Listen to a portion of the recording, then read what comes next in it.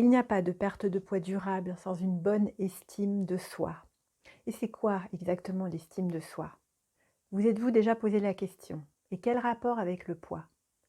Dans le dictionnaire, l'estime de soi, c'est la capacité que nous avons à mettre de la valeur sur nous-mêmes, à nous accepter et à nous aimer.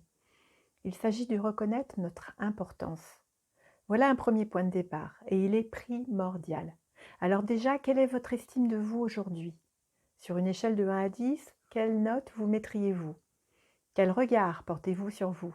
Est-il bienveillant? Ou au contraire intransigeant, négatif?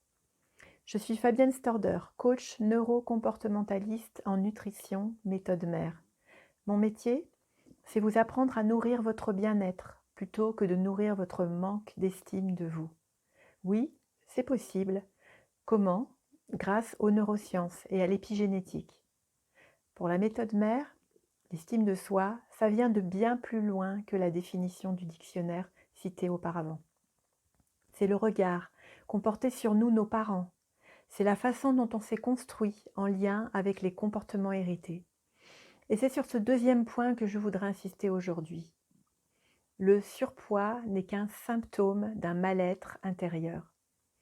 Avoir une mauvaise image ou un manque d'affirmation de soi, se critiquer ou subir des critiques, faire passer l'autre avant soi, ne pas savoir dire non, être trop gentil, induisent des émotions négatives, donc des stress, qu'une personne en surpoids va tenter de refouler avec la nourriture.